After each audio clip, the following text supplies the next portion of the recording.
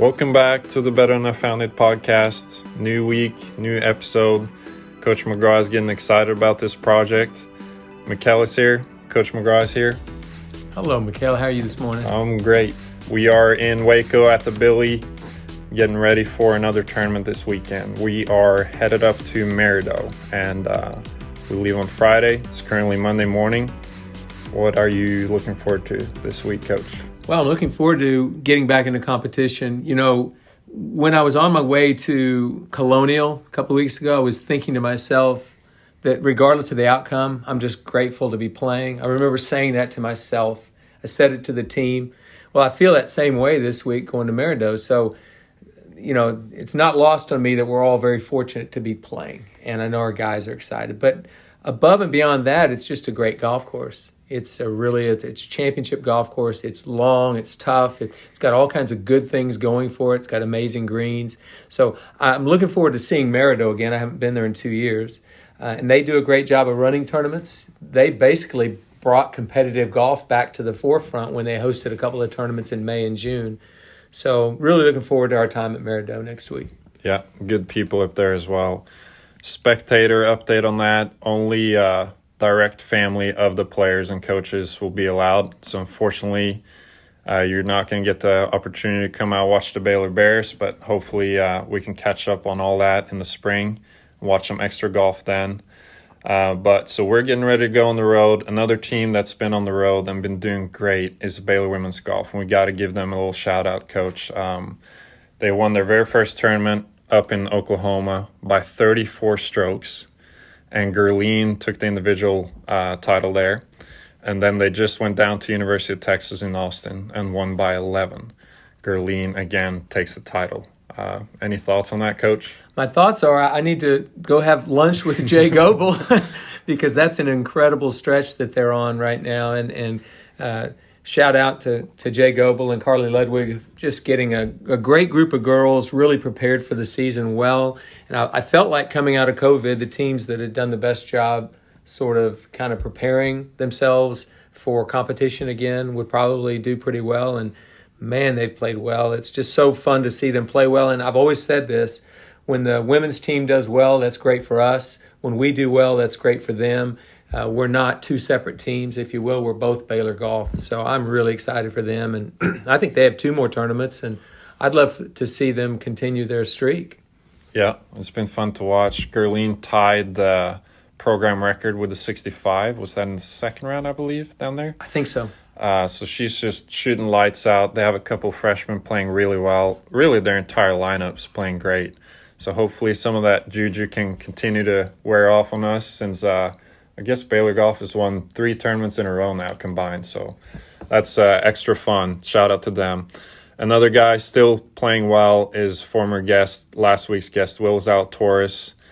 Quick update on him. He tied for 5th at the Shriners this week, but it was a 3-way tie. And I think he needed a 2-way tie for a special exemption. Is that correct, Coach? He did. So it's obvious he played well again this week. But I think if he does well this next week when he's playing the Bermuda Championship, and he got in that tournament based upon his top 10 finish this week, I mean, it's really not unprecedented, but it's really cool when you see a guy who started the year with no status on the PGA Tour, and he may end the year with status, and literally had no status on the Korn Ferry 17 months ago, none, and he's ranked, I think, in the top 70 now in the entire world. So that's a great story, and honestly, he's just such a good guy. He's easy to pull for, and his story is getting very well noticed in the world of golf. Yeah, he's great, and we're trying to create this good wave of momentum for the podcast. So it was a genius move on our part to have Will Zalatoris on because he's just going to play a lot of good golf. Did you just call yourself a genius? I called you a genius. This is your podcast. So okay, fair enough. Anyways, okay. I guess we're talking about a lot of good golf this week in the intro. We have made it all the way to the number 1 round. Again, I think the listeners are on the edge of their seat. They just cannot wait. We've made it through the top 5, and we finally got down to the number 1. Very best round that Coach McGraw has ever witnessed in college golf, and there's been some good ones. And now, in this week, episode 12, we are finally down to it. And I think I know what it's going to be, but I still can't wait to hear the story of the best round you ever watched in college golf. Well, Mikkel, this round was very, very special. For one, it was from a special player that I had recruited at Oklahoma State, but it was only his second college golf tournament. So the round is the first round at second round at the 2007 Fighting Illini at Olympia Fields in Chicago. So Ricky Fowler shot a 7-under par 63 and a 30-mile-an-hour wind. So, sometimes you exaggerate, maybe a little bit. I think as people who know me closely know that I'm allowed 10% embellishment. Yeah. So if 10%, do the math, whatever that is, it was somewhere in the high 20s mile per hour wind, if you will, that he shot this 63. It tied Vijay Singh's major championship record at Olympia Fields in 2003. Vijay shot 63 at the U.S. Open, the year Jim Furyk won. So it tied that record. His picture is on the wall at Olympia Fields, holding the trophy that week, and he led the team to a victory that week. But I just didn't see a 63 at Olympia Fields. Those of you who watched recently the tournament where Bryson DeChambeau and Dustin Johnson and John Rahm and all those greatest players in the world were going around that place in 4 rounds and only shot 4 under. Yeah. I mean, it's a championship golf course. So for Ricky to have shot a 63 and only his second college golf tournament, it was pretty impressive. It's a round I'll never forget. It's a round his teammates will never forget, and it did lead us to victory that week. I don't have the shot by shot of that round. I just remember thinking to myself when he putted out on 18, I don't know if I'll ever see a better round than this. Now, I'm challenging all you Baylor golfers out there in the future. Feel free to shoot a better round than this one, but it was very, very good. So he was a freshman. I didn't know that. He was a freshman. Wow. He had played he was ranked number 1 in amateur golf coming into college. Yeah. Only 2 players before him had done that, and that was Tiger Woods and Casey Wittenberg, also an Oklahoma State golfer. And he didn't get to play in our first tournament at Inverness because he was at the Walker Cup, helping the United States team win that. And then he came back and played in the preview and finished like 3rd or 4th, I'm not sure, and then came to Olympia Fields. And just, man, he got it going there. And it was kind of when everybody woke up and realized this kid is going to be something. And to do that at Olympia Fields, one of my favorite golf courses in the world, and certainly a great test, was something fun to watch. And I hope I get to see something like that again in my career. It's a decent recruit there, getting the number 1 player in the world. Cool. We made it through the top 5. Lots of good stories there. Lots of good golf. Okay, Coach, we're transitioning over to this week's guest. Who is your guest today on this podcast? Well, my guest this week is a player that, in my mind, stands out in my 35 years of coaching. His name is Zack Robinson. Zack is from Fort Worth, Texas, originally, and was a golf All-American twice at Oklahoma State, so a very, very accomplished player, the Byron Nelson Award winner his senior year. But if his name doesn't ring a bell, that's probably understandable for most people because he did not play professional golf. And I'll talk about that a little bit in the podcast today, Zack will. He didn't play professional golf, so you don't know his story that way. And only the people that competed against him in college and maybe some other coaches that were around at the time would even know who Zack is.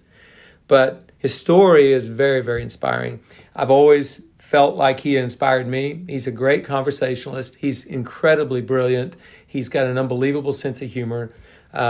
He talks in this podcast about the value of an education, but not just the book education you get, but the life education you get when you go to college and play college golf, and how important that was to him. And to mention also the golf education that he got, because he had a lot of growing to do in golf itself. He talks about how he did that. What he is a great example of using every resource around you to make yourself better. He is a great example of somebody who had a dream and a vision of something he could accomplish and how he actually went through the steps to get that goal accomplished. He talks about that. He talks about his former teammates, a couple of them, Hunter Mahan and Alex Noren, who have played world-class golf, and what he learned from those guys.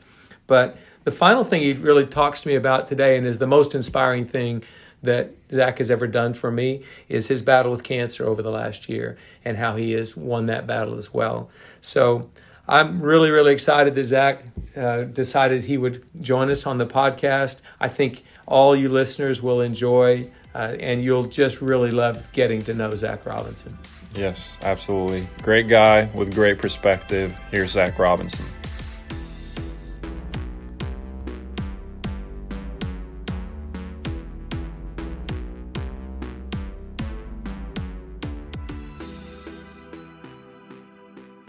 Zack Robinson, wow, Fort Worth, Texas, Zack Robinson, the Zack Robinson. How are you doing today, Zack?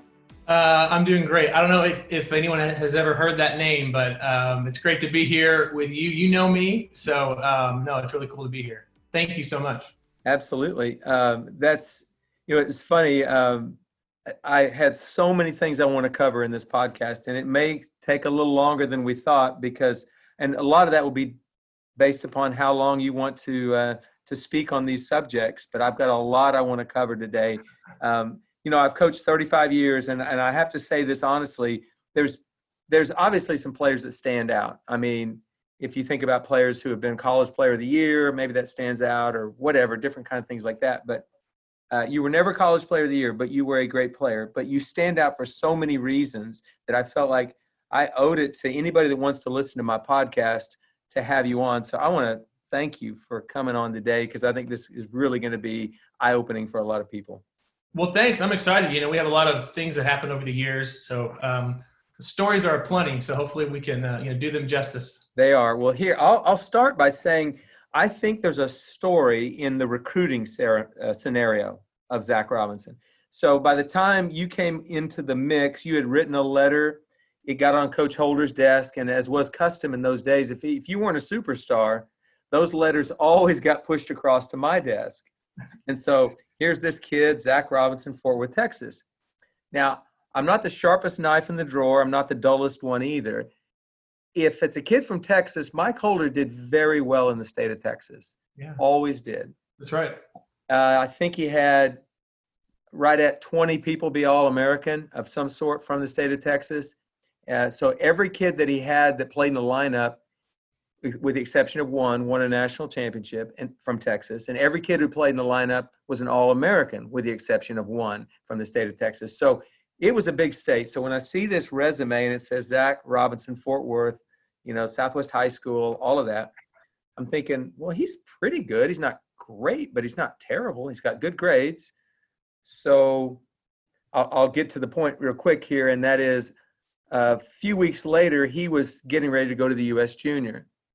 And I was supposed to come up with a list of all of the people he should look at the U.S. Junior. And you had responded back to my emails and said, Coach, I qualified for the U.S. Junior. I said, watch Zack Robinson. You know what his response was? Why would I do that? Very common response, too, I think, throughout my life. So, no, I understand. Well, it was. So here's what I'm going to do. I gave him your resume and said, Mike, just watch him. You never know. You never know. So you get to the U.S. Junior. How did that week go for you? Well, that's funny. Golf is a funny sport, as you know. It's like, sometimes when you're not feeling your best or you start to lose that confidence, there's something that just kind of happens. And I remember I hadn't been playing that well in the AJGA majors that summer, and I was a little bit just kind of despondent, and I wasn't sure about the summer, but I still had the junior amateur, and so I went up there, and I remember I didn't really hit any balls for the first 3 or 4 days leading up to when we left, which wasn't like me. I just kind of think that I needed like just to step back for a moment before that week. And when I got up there, I've never hit the ball so well in my life, and I knew it from the first day on the range. Everything was just right. I mean, it was really kind of inspiring for me. And so I got this spark suddenly up there in Oregon, and I had a great week. I made it to the semifinals. Unfortunately, I met Ryan Moore in the semifinals, who some people have heard of, and he dismantled me, I think 6-5, which for 18 holes, for an 18-hole match, it's not going very well. It was close through about 7 or 8 holes, and then the wheels came off, as they say. So, but I had a great week, and I remember seeing Coach Holder there, and I remember kind of hearing that tournament meant a lot to him in how he viewed, recruits. And so I came home, I think, on a bit of a high note that I had played so well in that event, and it meant a lot to me. But then it ultimately meant even more when about probably 2 or 3 weeks later, I was with some friends having dinner, and I didn't have a cell phone at the time. It was 2000. And so that wasn't quite a thing yet, but some friends of mine did. And my mom called a friend of mine and told me that Mike Holder had just called me. So I mean, the rest of that night was kind of a blur. I rushed home in case he called back. I was very excited because for me, as a kid in Fort Worth, which, that's Hogan and Nelson, I mean, giants of the game. And I heard about those guys, as a kid, just growing up playing golf. I also always heard about OSU and the private airplane and the golf courses and the ping clubs, and to me that felt like the ultimate. And so to hear that I had gotten a phone call from the coach of that school, I was excited, to say the least. So I remember I rushed home. He didn't call back that night. I just held the phone. It was very, very sad. Just like a lot of the times that I tried to get a date, I just kind of sat by the phone waiting.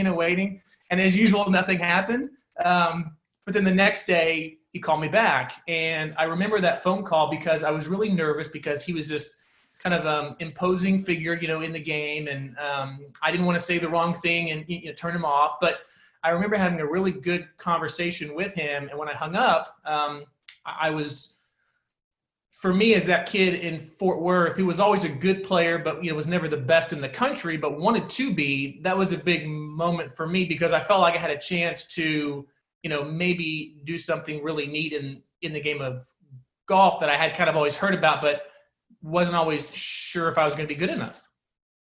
Well, so sort of validation that this iconic coach gives you a call, that's a good feeling for a young man, I'm sure. It is, and there were other phone calls that he made that weren't as validating to me over the years.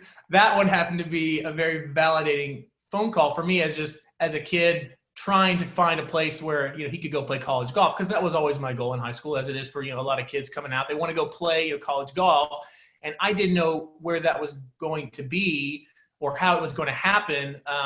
But for me, OSU was kind of the ultimate. So I felt extremely fortunate that was possibly happening. Well, he talked to me that afternoon on the phone, and you had done a good job on the phone call because he was impressed. And he said, he's a pretty good player, and there were a lot of coaches following. So he had already come up in his mind with a scenario that maybe give him a little bit of scholarship, but he's going to get a ton of academic, and he's a really good kid and all these things. It was like, we should do this. And so that's when I got back in touch with you and said, hey, Coach Holder would like to have an official visit. Can you come for an official visit? We set up the days. And for the life of me, I do not know why we didn't have you drive. We had you fly from DFW. I was just trying to milk it, like, let's have him make a plane reservation for me. Let's really enjoy this experience. Well, anyway, so I had to drive down to Oklahoma City because you weren't a big enough name for him to go pick you up. No. And so I want you to tell the story. Two things. One, the drive back to Stillwater from Oklahoma City. And two, the dinner we had that night at El Tapatio. So those are two things that are etched indelibly upon my memory. Sure. So there's a drive of about an hour to, OKC up to Stillwater. And there's a very clear, well-marked exit off of I-35. 174 is the exit with multiple signage that this is how you get to Oklahoma State University if you're trying to get there, which I thought you were. So we get in the car and we're driving up, and Oklahoma State's the best at this and we're the best at that, and this, and I'm just eating it up and then we're talking, and here comes exit 174, and whoosh, and you go, oh my gosh, I've never missed the exit. I just missed the exit. And unfortunately, that that part of Oklahoma, it's like 19 miles to the next, exit where you turn around. So I'm like, hey, no big deal. We're talking. That was a nice conversation. He just happened to miss the exit. So we're talking some more, Charles Howe is this great. And, Anders Holtman, you're talking about Anders Holtman. I remember that conversation. And I was really excited to kind of get to campus and see it all. So you turn around, you're coming back, and you come to exit 174, and you miss it again. So at this point, I'm thinking, do I just need to tell him to keep going south? Just take me home. I don't know if this is going to work, or if I was thinking, okay, if this is the kind of talent that's going to be in charge of me, I could be running this place in a couple of months. So, so you went back down, and that's only 4 miles, I think. So you came back around, and you finally got me to campus, which was really nice to finally see. It was dark by then, I think. I landed at about noon. Yeah, I got you. So we finally get there, and that night we went to El Tapatio, which was a staple. That was, a place in Stillwater where you had to go. Really great Mexican food. And on the way up, I remember you had said something about you were a fast eater, and I kind of said, I am too. And I think we both kind of filed that away, like, no, okay, well, I actually am. So we get to El Tapatio, and we were going to have a little bit of a speed eating your contest. And I was pretty excited because I was ready to just show you how fast of an eater I was. And you were real quiet about everything, kind of coy. And I remember you ordered the enchiladas first. And I distinctly remember I ordered this. I even said, I want the same thing because I didn't want there to be any controversy after I beat you that I had some less amount of food. So I made sure that it was an equal, fair fight. So the food comes, and I'm a couple of bites in, and I hear this fork drop onto the plate, and I think, did he drop? Is he so nervous about this? He dropped his fork. He's fumbling around over there, which is with the rice and beans.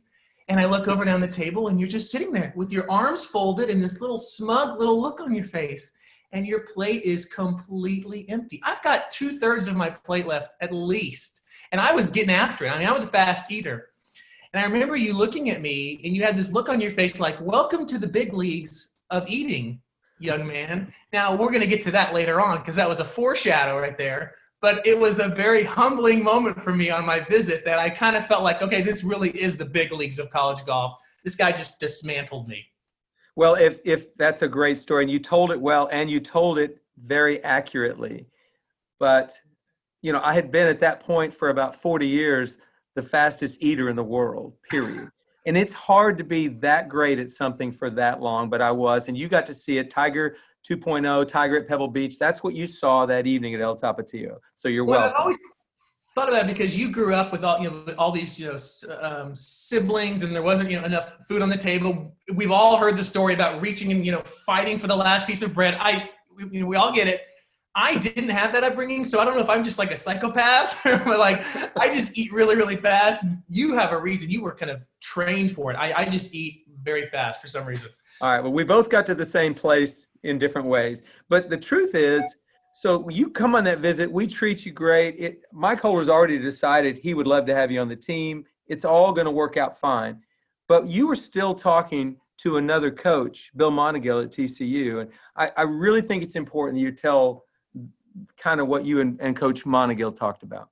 Yeah, so I was talking with Coach Monaghan. I'd also been on a visit to Vanderbilt, and the academics of that university really kind of appealed to me as well because I did enjoy school, and I did well in school, and so I liked that appealed to me. But I'd always, as a kid, I grew up with the teams that Coach Monaghan had, and he always had really good teams. I mean, they had a very good span of years there where they had some great, great players. And so I saw that.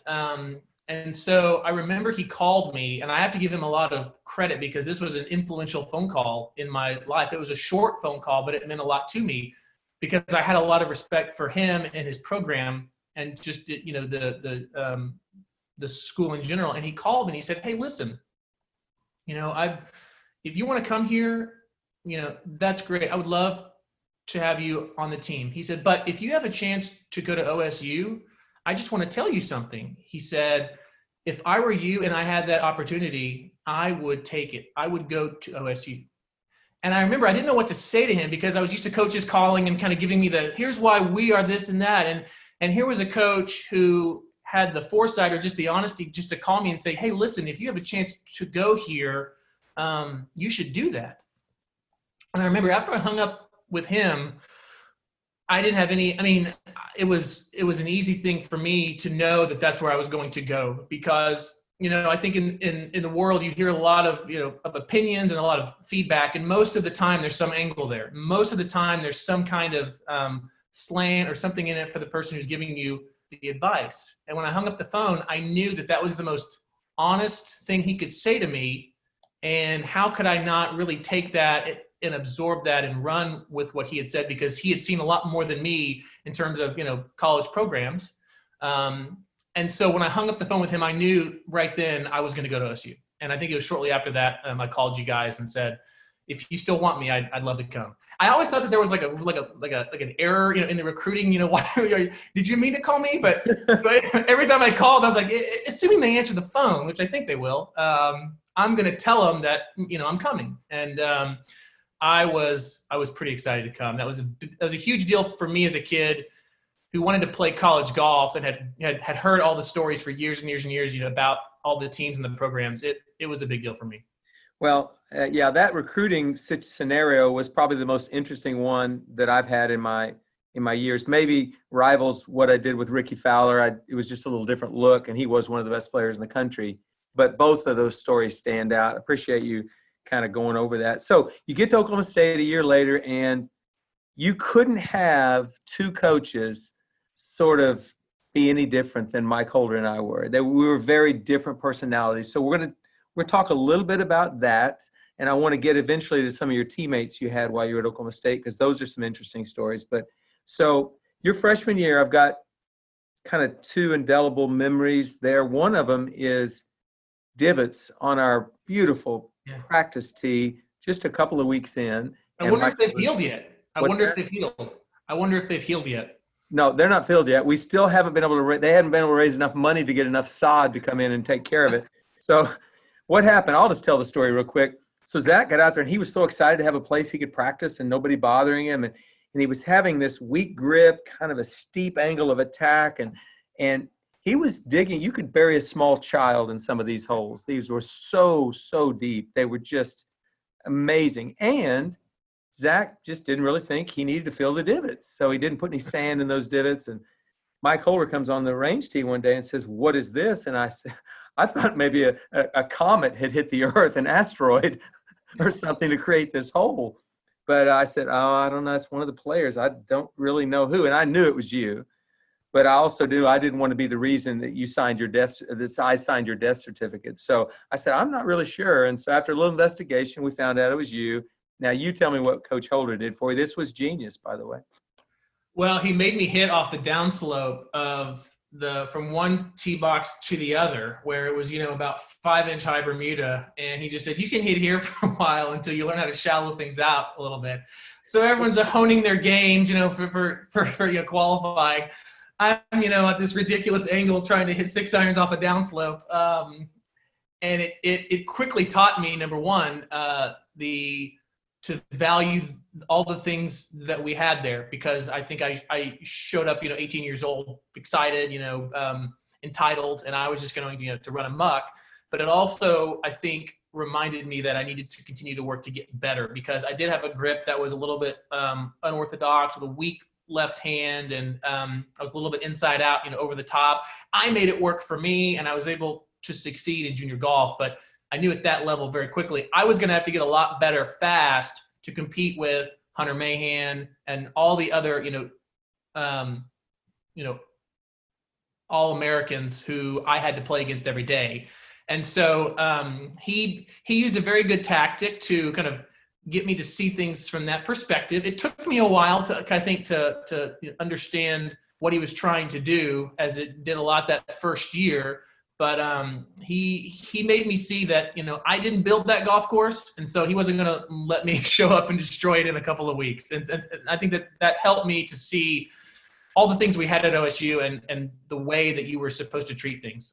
Well, and I thought it was a good lesson for you to learn early on. I never saw you hit golf balls without filling your divots the rest of your career. It did work. You did shallow it out. And I have this story that spring, not that spring, literally 18 months later. So you redshirted that first year, but 18 months later, we're playing at Kansas State for the regional, and it's misting rain early in the morning. So you can see your footprints, as you go across the practice tee, and you warmed up and you were the first guy to go off. And And I walked clear down to where Mike Holder was standing. I said, come here, Mike, come here and look at this. And I point to the ground right where you had been hitting balls. You didn't take one divot through your entire bag. And he goes, what am I looking at? And I said, that's where Zack just hit golf balls to warm up for this round. And he goes, he's going to play good today. I shot 68 that rainstorm, day. huh? What? Yeah, I shot 68 in the rain that day. In a rainstorm. You were one of the big reasons we took a lead that day in the regional. But it was like that was full circle. I mean, it came full 180 degrees from where you were that first week. So that first year, though, was so important for me, just not just as a golfer at OSU, but as a human being. I mean, I think you have to learn certain things in your life, and I learned so many things that first year. Some, unfortunately, I was reminded of in years 2, 3, 4. But I learned a lot that first year that really made me understand what it meant to not just be at OSU or college athlete, but to be a man. And they weren't always easy, but I still think back on a lot of those things, even now, as someone who's much older. And I'm so thankful for that. And I think that's one thing that I think high school golfers, as they enter college golf, I think it's probably pretty common to enter it with these just visions of grandeur. I'm going to arrive on the scene and I'm going to do all these things. And I think for a lot of kids, it's still important to remember that there's so many people who came before you that laid the foundation for what you're about to walk into. That you probably have some growing as a person that you can do, even if you don't think so. And I think I learned that, unfortunately, in some harder ways that first year, but I wasn't ever going to leave. I wasn't ever going to quit. As much as, I wanted to say something bad about you guys to your face, I was never going to do it. I just internalized it, and I used that to drive me to continue to try to get better, because I knew that I had to, if I was going to get on the private airplane or eat the good food, whatever it is, just be on that team who's going somewhere to play and compete. I was going to have to work really hard. And so I did. We go through that, your learning lessons, we go through that first year. And in the spring, we had an issue with a player who ended up leaving the team, and you had won a qualifying for our tournament in Las Vegas. And I remember that's probably the most disappointed I saw you in college, when we basically told you weren't going to go. You were going to redshirt. You remember that moment? I'm sure. Yeah. So I qualified for the Vegas tournament, which I've been hearing for weeks was so much fun and all these great things we were going to do. And so I played really well. And a lot of the things I've been working on in my swing, were starting to kind of show themselves and pay off. And, as a golfer, it takes weeks and months to kind of see those little bitty things start to show up in your scores. And they had. So I played well and I qualified, and I walked into the team meeting, and I was, my chest was high. It was going to be, who's going up to Vegas? And you not only didn't pick me, but in front of the whole table, you said, you're going to redshirt this year. And I just knew everyone was kind of looking at me. How is he going to, because nobody wants to hear that. I didn't expect to come in and do that. You guys probably did. I didn't. And so for me, that was a realization kind of late February that, okay, you're not playing the rest of the spring, even though you felt like you earned a spot this time. And I had, but I hadn't earned a spot to use that entire year as one of my years. And looking back, as you know, what a great thing that was that you guys did for me to not have that one. Because what if I would have just played one tournament, finished 57th, and never, played again? That's a year that so keeping that year for myself to continue to work and get better was a tough lesson. I didn't expect it that day. But what a great thing you guys did for me. Well, and I think that's probably when I learned that lesson from Mike Holder was, if a kid hadn't made the team until deep into the second semester, he's probably not yet belongs on your team. Probably not always, but your response could have been really bitter. It could have been really, I'm going to transfer. These guys aren't treating me fair. I should have been going. But we knew for your development, you needed some time. And you did the most mature thing I've seen a student athlete do in all of my years. In those days, student athletes were not allowed to use the team practice facilities in the summer. So you couldn't use them. You had to wait and come back in August when the new school year started. You took it upon yourself to get a job with a maintenance crew at Karsten Creek so you could work at the golf course, take some classes, and practice. And you did it for a lot of reasons, but I know one of them was so Mike Holder and Mike McGraw could see you practicing and working at your game. Well, I knew that I had a golf course that was probably the best, hardest course that I could be at, with a facility where I could practice it, every day. That I knew it was going to help me get better, and I'd seen that all that first year, so I knew that I wanted to be in Stillwater. Unfortunately, there was a rule at the time that said you couldn't use the facility unless you worked out there, and I didn't grow up rich at all. I had some parents who were amazing and worked very hard so that I could work to see how good I could be at golf. But we weren't rich at all. So that was a different experience for me to, sign up and show up at 6:30 every morning, or 6. I forgot. It was early. And I mowed greens from, 7 to 9:30. And then you had a second job, which the superintendent didn't trust in me with any of the hard jobs, which were the fun jobs. So I usually got the crummy job, which I probably should have gotten. So from 9:30 until noon or whatever, I was walking around filling in divots in the fairway, raking bunkers. I mean, it wasn't a fun experience, but I knew after that I could go practice. And so what a cool experience that turned out to be for me, in that I got to learn how to mow greens, which honestly, learning a little bit more, and I'm sure that you can know what I mean here, but when you see kind of what goes into maintaining a course or the greens, you not only have a more of a respect for it, but you also, I think, you begin to kind of understand the course too, just that much more. And so I felt like I was becoming a little bit more just one with Karsten Creek, if you will. And what a neat experience to meet those guys who made that golf course so good for us every day, work alongside them, but also have a chance to practice, in the summers. And so I played a few events. Like I know I played in the Southern Amateur that year at East Lake. I played in a few other things, but I wanted to get better because I had just, it's been a year seeing Hunter Mahan just beat almost everybody, in the game. And he continued to that next year. So I had a front row seat for one of the best college players of that era. And I knew how much better I needed to get. And that really drove me to see those guys and see how good they were, which was another reason why I would never have left, OSU ever, because I was around the best players every day. And what a cool thing for someone who's trying to get better to be around the best players every day. That's a really important thing, to see how they practice, see how they think around the golf course. And so I knew that I wanted to get better. And that was a really important way for me to do that summer. And it was a little bit of a unique experience for me, but I think it was a good one. I think you won the qualifying for the preview at the end of, beginning of that semester. So Mike Holder was going, wow, this kid really did make a lot of progress. And then we played the preview at Karsten Creek because we were going to host the national championship that spring. And this is single-handedly one of the funniest things that happened in my 16 years at Oklahoma State. And yet the story has never been told until now. My contract for this thing said this wouldn't be discussed. So I don't know if I need to We're discussing this one. Call some attorneys after this is over. But go ahead. No, go ahead. This is fine. So we played all 5 players in the same group format. So we had 15 teams, and your coaches and the players, all 5 were together. And so we've played the front 9.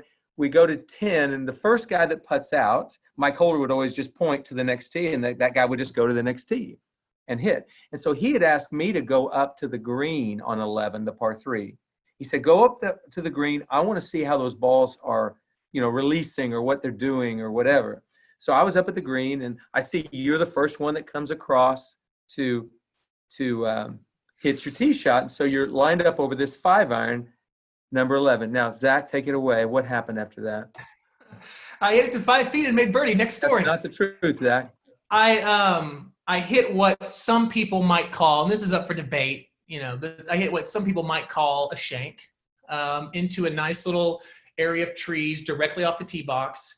And to my credit, I hadn't hit a shank in probably I hit one when I was 12 in a tournament because I was playing with these new clubs that were way too long, and I was trying to, and so that was a shank. I hadn't hit one since then. That's a lot of years of golf. I got up there on 11, and I felt good over the shot, and I literally hit a cold shank into the trees. And as you like to tell it, there was just this blur of a human to his golf bag and back to put another ball in the ground as fast as possible and hit hit one on the green. And that's exactly what I did. I couldn't get a ball. I actually think I looked back just for a second to see, did anybody back on 10 green see what just happened? Or could I just play this off? Now, I was always going to count it, but did anybody see it? That's the main thing. So I see you go back to your golf bag. I saw the shank. I saw what happened. So I know you lay 3 on the green. So after the round, we're in the scoring tent. And Mike Holder's looking at your scorecard. And he says, Zack, you've got a 5 here on 11. Yeah. And he said, yes, sir, I made a double bogey. And he looked at it and he scratched his head and he said, I never saw that. Okay, whatever. But you were honest. Hey, but wow. Mike's got some honesty points there with the shank on 11. Yeah, and there was nobody around. I mean, if there had been like a home crowd, everyone, was around the tee box, I could see some nerves getting in there maybe, but no, it was just, and this happens to everybody. But it was one of my less enjoyable moments of college golf. Thank you for bringing it up for all of your, I would just assume millions of podcast listeners to hear the story of the shank. Well, it's okay. What was impressive was how you played it off and got that other ball in play so quickly. So that spring of that year that you redshirted the year before, but you're playing a regular member of the lineup, playing beautifully. We're going to host the national championship. And we are going to that Vegas tournament you so desperately wanted to play in the year before. Yeah. And here we are at Caesar's Palace in an amazing restaurant called The Palm. And so we've already had a foreshadowing to this moment. Yeah. I need you to tell the world about my first speed eating loss, period, in history. Well, so dear world, comma. I was on a mission that whole spring season, I think, with kind of you as my target. That whole first year, it was attaboys and we'll get theirs and this seething, hatred. No, I'm just kidding. We got to the Palm. It was a beautiful restaurant, Caesar's Palace. It was such a cool experience. And I decided that I wanted to take another run at you. And so the Palm offered what I believe was a 36 ounce. No, that's not right. Is that right? 33 ounces. 33 ounces. Thank you. And so we kind of decided to have another contest. And I remember a few things about that night. First, I remember I asked the waiter if I could go back and see this football of meat that I was going to go eat. So he said, sure, come on back. So I remember going back into the kitchen of the Palm, this, 20-year-old kid, idiot kid, and they open this giant oven and they stab, this huge like blob of meat and they pull it out for me to see, like, I'm going to approve it or something. Like I get to say, yeah, that'll do, right? Like, who am I? So I say, yeah, looks good. Looks like a big giant steak. So they shove it back in there. I go back out and I'm trying to get my mind, just in the right zone. So the food comes. And I'm sitting next to Hunter, and Hunter was shooting, 65 every day. So he's got this lobster, and he's just, slowly enjoying his lobster. He's enjoying being the best college player that there is, but he's coaching me up at the same time saying, okay, it's going to be one slab at a time because they had cut this giant football of meat into these slabs. So I look down at you, you look down at me, forks up, the gesture, right? And then we get after it. And so I'm just in an eating zone, and I think those happen to people from time to time. And I found my rhythm that night at the Palm, and slab by slab, I just took this massive steak down. And I remember when I got done with the last bite, I hadn't heard that torturous fork hit the plate on your end of the table, which had haunted me since El Tapatio. So I remember holding my fork over the plate, gently released it. So that it could make the signature cling, which it did, to which I turned my head down. And I remember you had about 2 or 3 bites left. It was close. I mean, the historians will probably say it was one of the closest eating contests ever when the historians inevitably audit that night at the Caesars.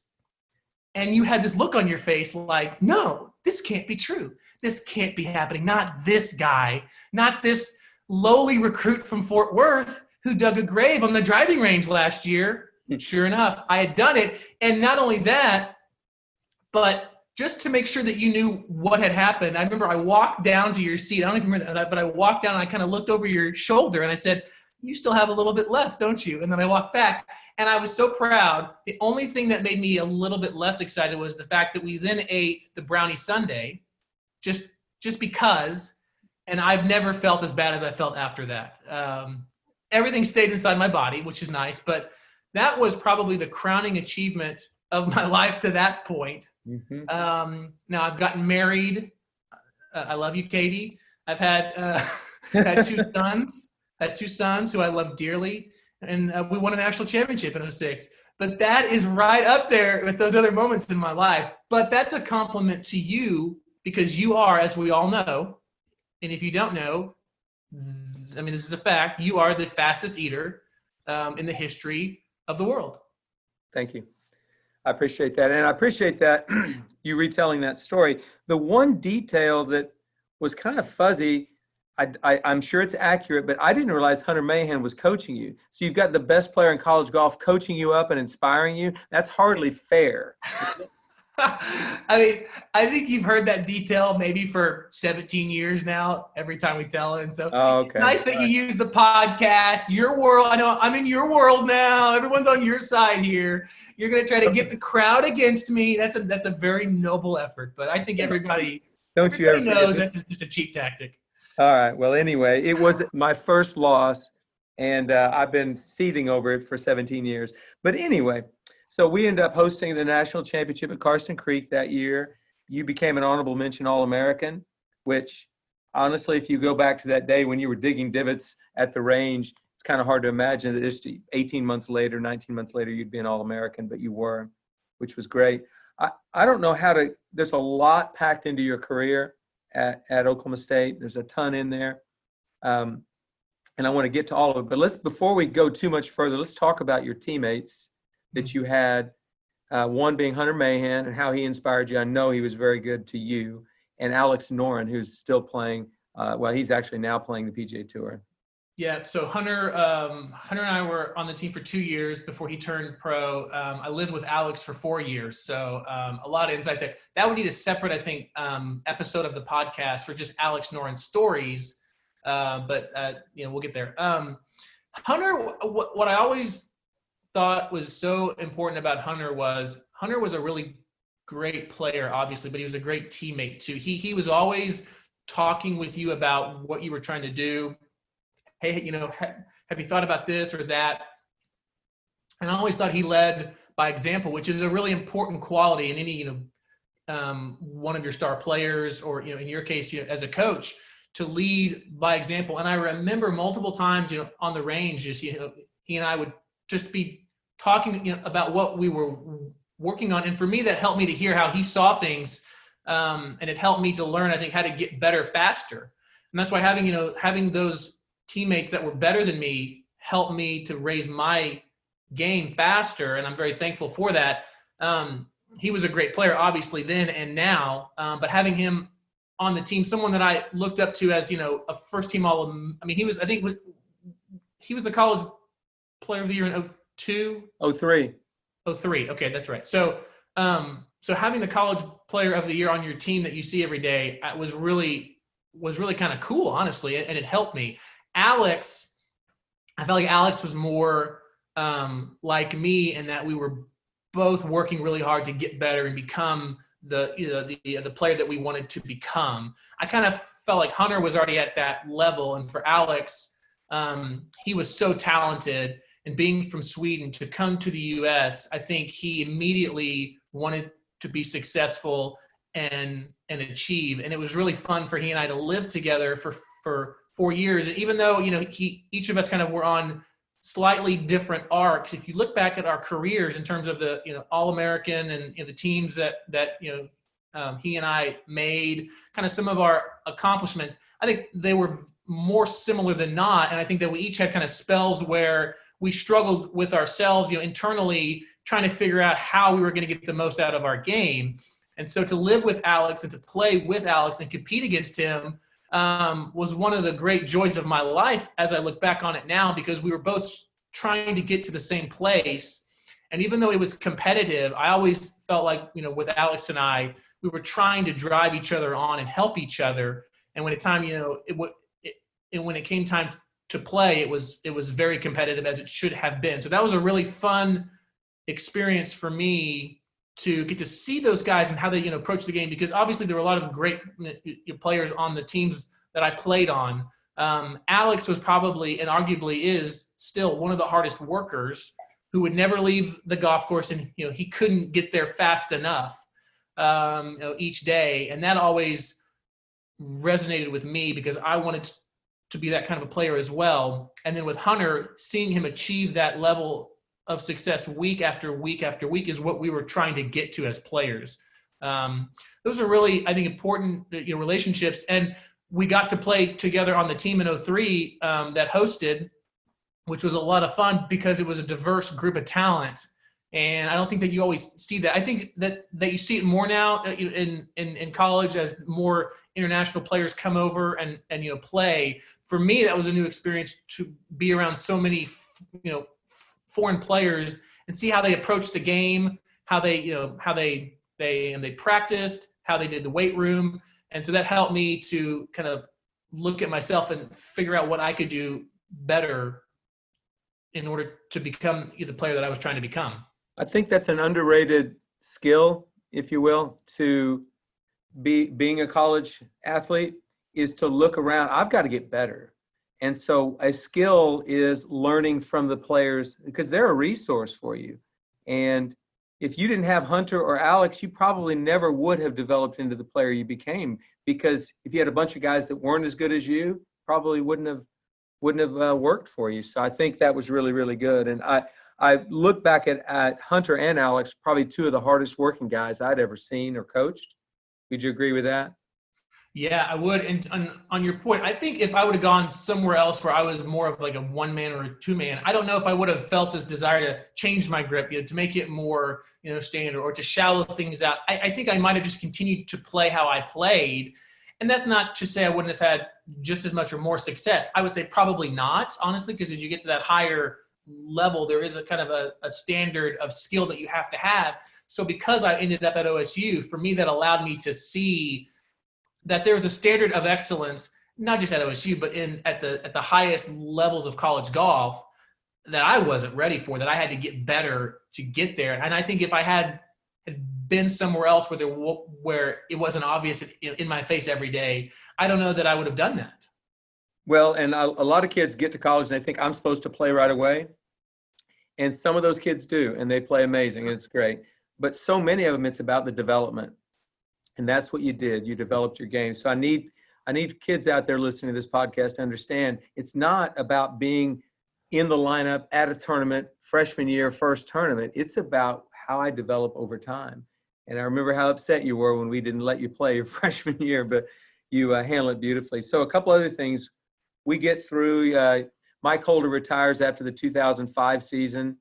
And quite frankly, I don't think there'll be another career record like Mike Holder had. 18 times he was first or second in 32 years of coaching at the national championship. It's crazy. But he retired and he named me as the head coach that summer. And now I became your head coach. I used to be your assistant coach, had breakfast with you every Saturday morning, at Karsten Creek.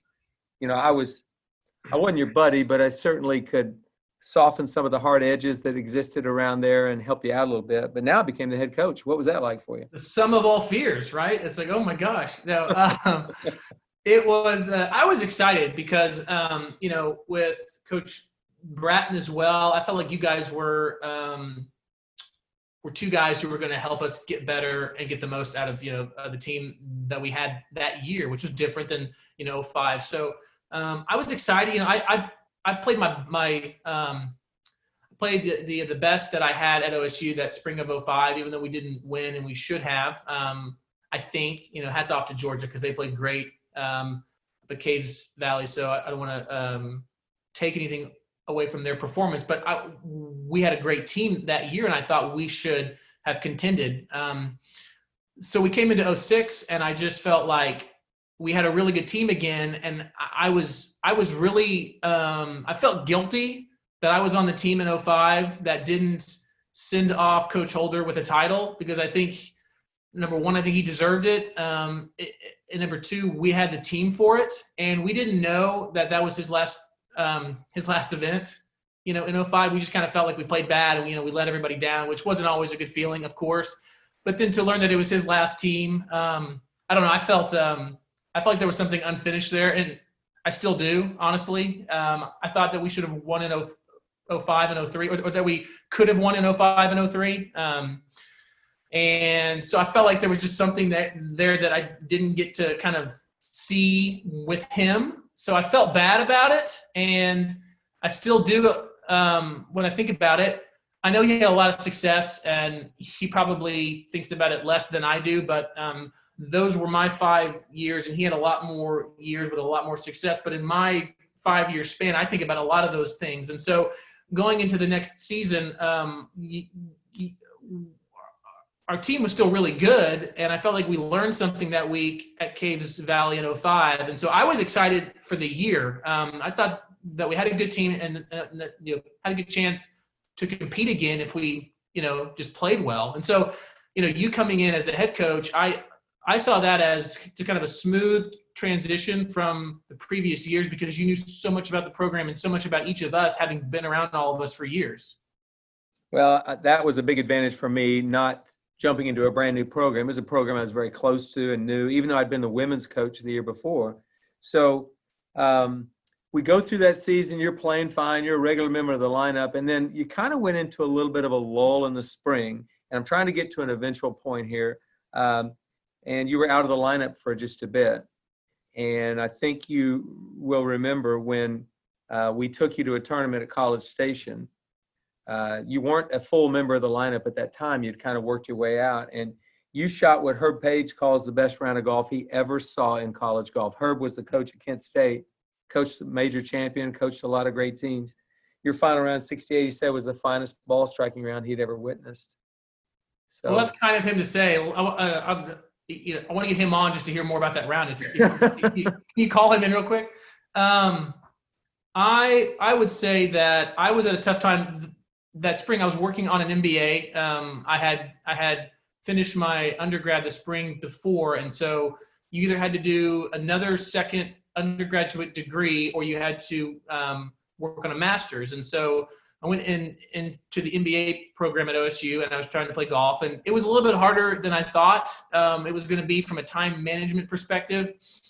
And I'd always done very well in school, and I liked that, and so I wanted to keep doing that. And I think I had a lot of pressure on myself after being a third-team All-American the previous year, having played well that spring. I was expecting more out of myself, I think, in a lot of areas, and it began to kind of compound. And in golf, and you kind of you start to press a little bit on yourself, and those expectations get higher and higher, and you start to try and force things more and more. It's not a good setup for success. So when you guys gave me that chance kind of later in the spring, I felt like that's where I thought I was going to be at the beginning of the year. I still knew that we had a really good team, and I was excited because for me it felt like, okay, you put in a lot of effort over the years, regardless of what's happened the last month or two or whatever. This is your chance to play well here at the end of the season and help your team succeed. And so that final round in College Station, I think something just changed in my mind where I was a little bit tired of being frustrated about things that had happened, the past, which of course I couldn't change, and all the what ifs, which happens so many times on a golf course. You're always thinking about that 6-footer that you didn't make on the last hole, and it just ruins the rest of your mind is not in the present. I think I was able to get my mind more in the present that final round, and I think that something I found that day that I held on to for the next 8 weeks. Yeah, you played really well. In fact, that's probably the best golf you played in college.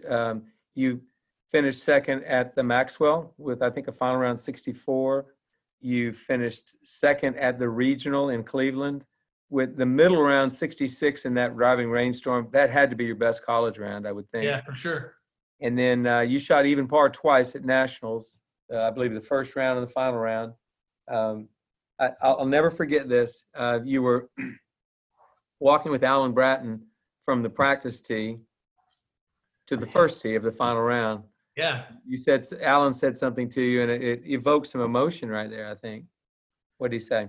We're walking to the first tee, and he said, well, I just talked to Coach Holder, and he wanted me to tell you that even though he's not here physically, he's going to be out there with you in spirit. And for a kid, 23 that always dreamed of going to OSU and then got to, and then had some success, but not the greatest, but was on the cusp of, I think, winning a national championship as a team, which for me at that level would have been really like a dream come true because of all the the toiling on the range for years and years and years.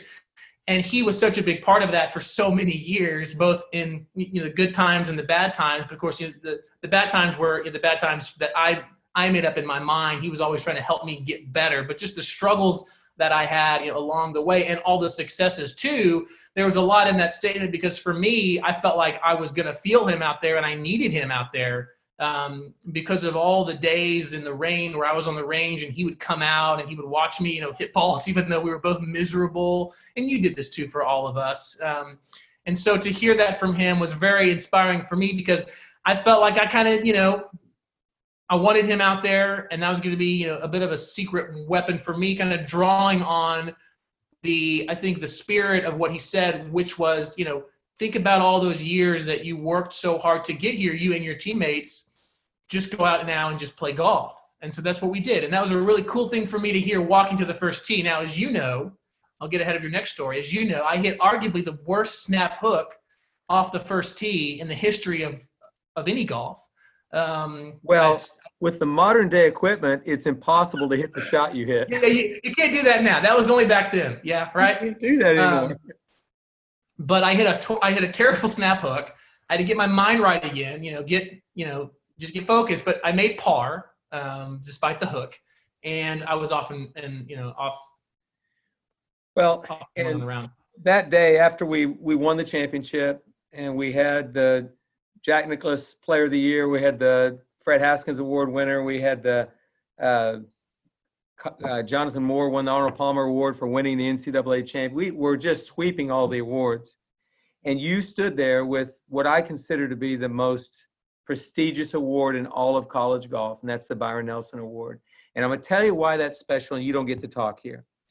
One is it's about excellence in the classroom and on the golf course. So there's a lot of people who are really good in the classroom who might not really be all that great on the golf course. But you were not only a player who never made a B in college, but you were a two-time All-American. And now you're helping a team hoist a national championship trophy, which was your dream. And you have literally been the most dedicated, disciplined student athlete I'd ever witnessed. That's why you stand out. And so that's why I still consider the Byron Nelson Award the greatest award in all of college golf.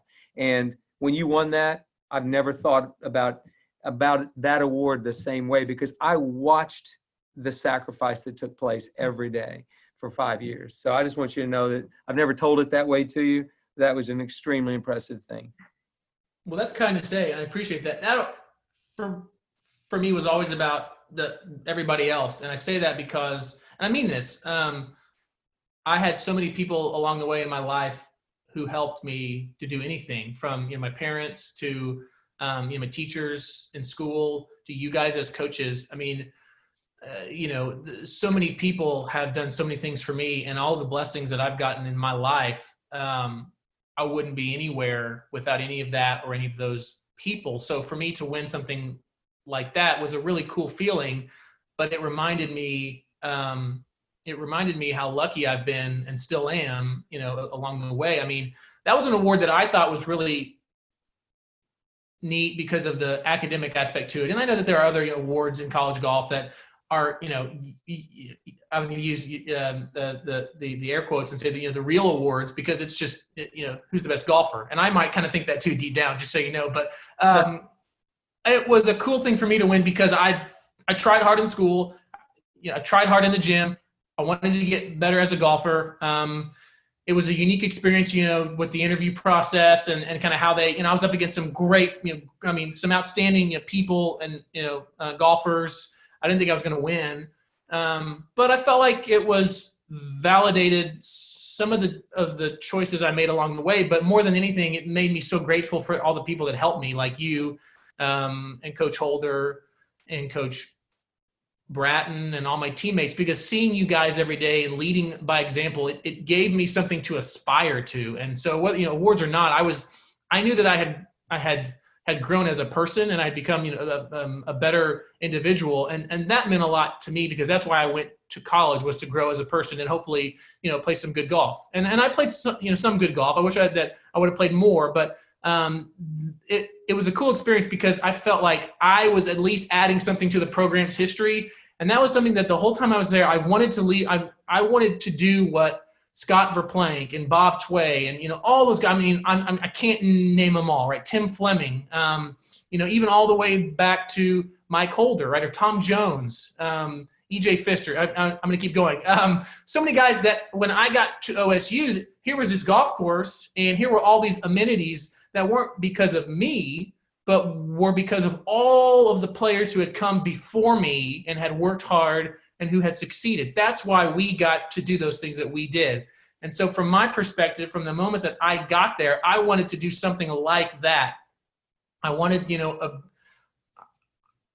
I probably wished it had been even more, but what I was able to be a part of was, a national championship team in 2006, which was a really neat thing for all of us. And I think, for the program, and to add an individual award to that as well meant a lot to me, for the program to give back in that way that had given me, and still even to this day gives me so much. So that for me was why it was, I think, fulfilling, because I felt like I owed it back to you guys to do something like that for you and for all the players who were going to come after me. Well, and you do know that a sentiment of gratitude like that doesn't exist everywhere, right? I mean, that's kind of a special thing, and I'm glad that you feel that way. It's important for most people to know that. And I remember you didn't quite finish your master's, and you were going to have to come back for one more semester. And you came to me that summer, or at some point, maybe it was a little later than that, but you came to me and you asked the question, Coach, I'm just about to finish up this degree. Do you think I ought to turn pro? Or if I do, how do I do that, or whatever? And I answered immediately, no, don't turn pro. And you kind of got a stunned look on your face. And I basically explained to you, Zack, if it's not burning inside you, if you have to ask the question, then you should not turn professional. And so I want to know how that impacted you, because I knew I was taking a chance on really upsetting a young man.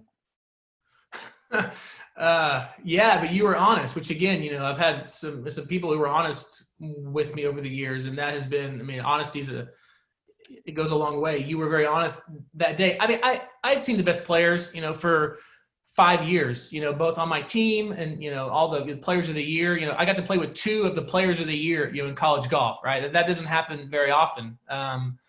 Pablo, Martin, and Hunter. And so I saw the best players. I saw, I played against the first team All-Americans at every event. I knew that I was a good college player, but I knew that I wasn't as good as they were. And some of those guys were going to have a hard time getting out, on to the tour. And so, I don't know, I always liked school. I always enjoy, being in the classroom and learning. And I was enjoying the MBA program and getting that degree. And so I began to kind of see, what other paths might be available for me in my life. And I felt like the player that I was, I knew that I knew that I could hit the ball straight and I had enough distance, but I always felt like on and around the greens, I just wasn't quite as good as a lot of the other, best players. And so I'd have a lot of rounds where I hit the ball like a 67 and shoot 72. And I've never, played in the pro ranks, but I'm pretty sure there are plenty of guys that say 72s don't get you very far. So I felt like for me, the success that I'd had and the kind of player that I was, it was probably going to be years and years and years of trying to get out onto the tour. And that meant a lot of, the mini tours and just struggling to make it out there. And I knew that I had a chance to get, an MBA, have a master's degree, and have some doors open up for me in finance and in that world, which I'm extremely thankful for even now.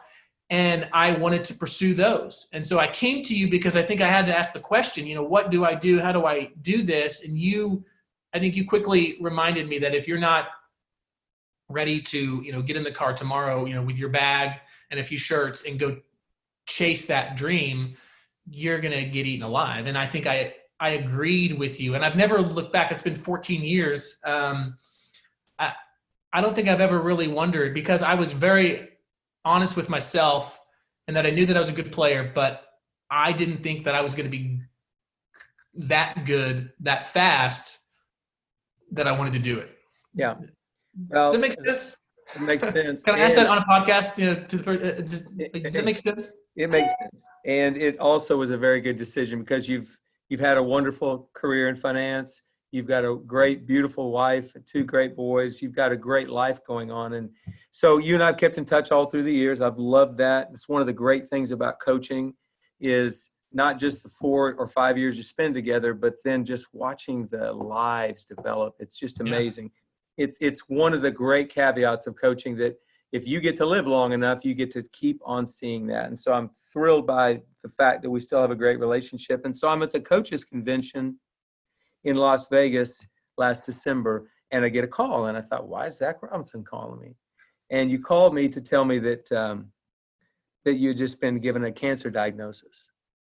And you hadn't told your parents yet, but you were just trying to reach out to a few people to make sense of this, and you were getting ready to call your parents. But I kind of broke down because I thought, I didn't know what it meant. I didn't have any idea, but I did know that I was very humbled that you would call me at that time. So.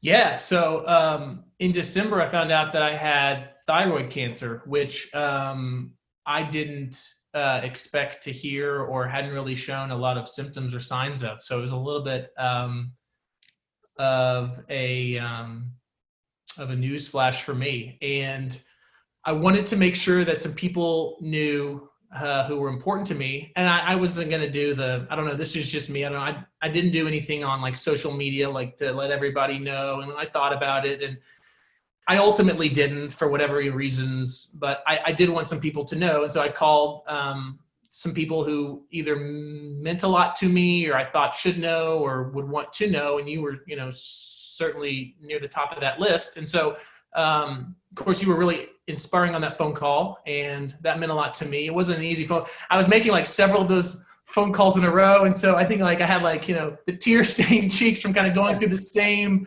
like, well, then this, and then they told me this, and now that. And so that was a kind of a weird few days that followed a weird few weeks. But I'll just say I have what appears to be a very common and very treatable form of this in younger adults, which, to hear that, it was a blessing. I had surgery in January to remove my thyroid and a whole bunch of lymph nodes in my neck.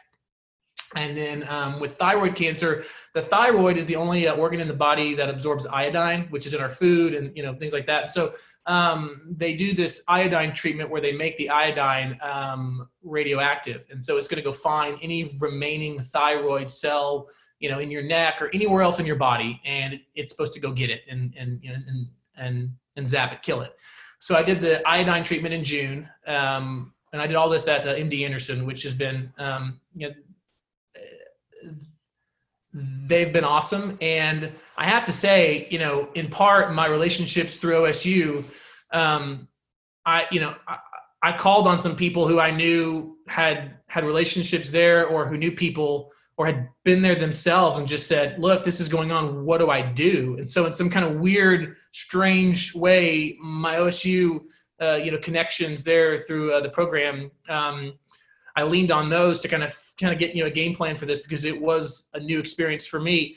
So the treatment is effectively concluded with the iodine treatment that I got in June. And so I kind of enter this monitoring phase for the rest of my life. And so all my doctors are really optimistic and, they say all these very, very positive things. And so that's kind of how I am too.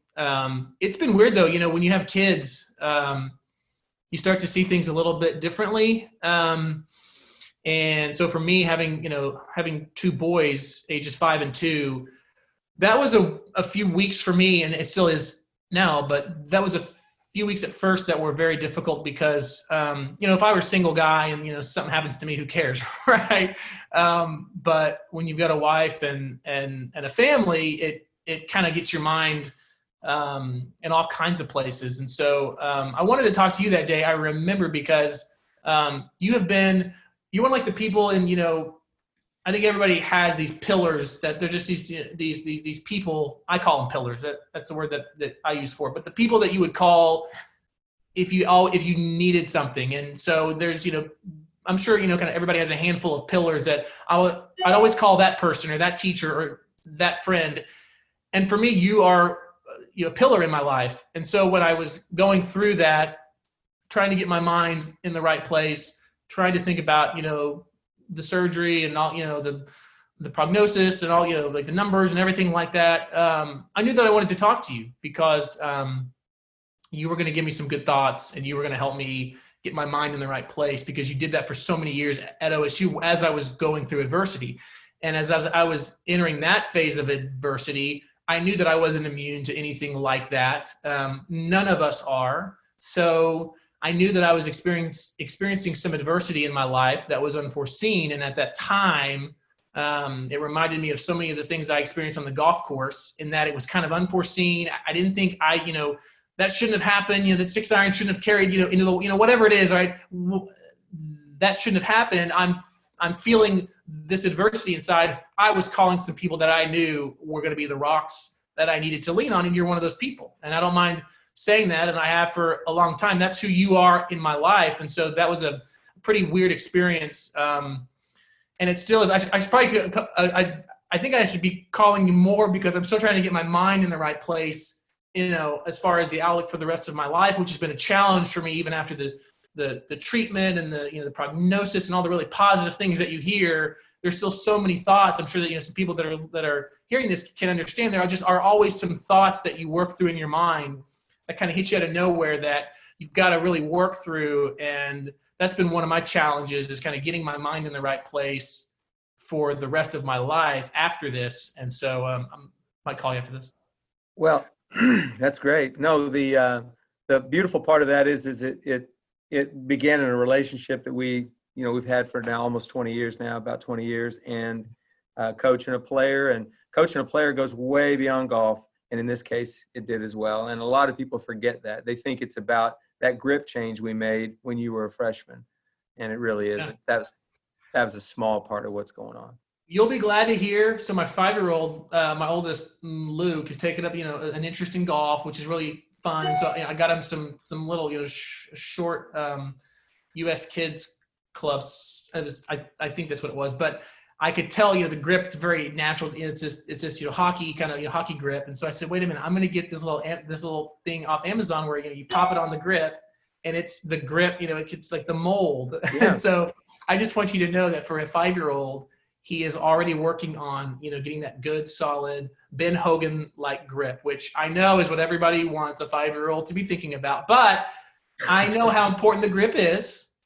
Every golfer does. And so I'm making sure that he gets those fundamentals down from the beginning. So if he ever achieves, anything in golf, right, and plays at the next level or whatever, he doesn't spend a year trying to get things whatever. He's going to be good to go. Well, anyway, you got it shouted out eventually. And I definitely appreciate those comments. And obviously we'll be thinking about you as you continue moving forward in good health. So that's great. Thanks. But we've only hit on probably 70% of what I wanted to. We'll probably have to do a round 2 with you at some point. But before we leave, we have to do a speed round. Coach Mikkel, don't we do a speed round with every person? Yikes. We got to do the speed round. It's one of my favorites. Before we go there, I'd love to sneak in a question too, Zack. So you were talking about your son starting to figure out the U.S. kids clubs and the grip and stuff. On a note for junior golfers, just you have kind of interesting perspective coming through, since you're not on tour now, but you were a great college player. You live a happy life. You have a family. What kind of direct advice would you give to a junior golfer, and B, their parents going through kind of recruitment, junior golf, and they're looking ahead to college golf in the future? Yeah. So junior golfers, how you play is as important as how you carry yourself on a golf course. I struggled with that a lot, and I know that coaches look at that a lot. I like to think that I got to OSU in spite of some of my emotional outbursts on a golf course, but obviously, you work hard, but really how you carry yourself, how you show, respect for yourself and for others in the game of golf, I think is a really important thing that I wish I had worked harder at. I think that is something that if I were a coach and I had a good player who acted like, kind of a punk, or I had almost as good of a player who was a great kid and acted well, I would want the kid who acted the best. So I would say just make sure that, as you work on your short games and your 6 irons and everything, just make sure that you understand the game of golf and you respect the golf course and all those around you. For the parents, that's a great question. It's personal. I would say try and keep the big picture in mind, that not every player will play, top flight college golf. Not every kid is supposed to play, college golf or any kind of college sports. So make sure that it stays fun for them. Make sure that you encourage them. And I would say when it comes to looking at the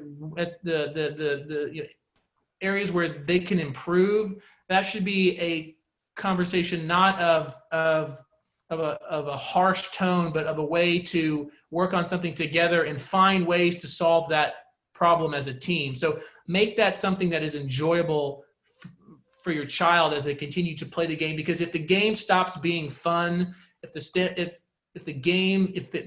it all becomes about the results and the pressure, they're not going to want to play, or they're not going to play as well. So it's got to stay fun. It's got to be enjoyable. And remember that regardless of their final achievements in golf, the game can teach them things that they will use for the rest of their lives in any area that they ultimately pursue.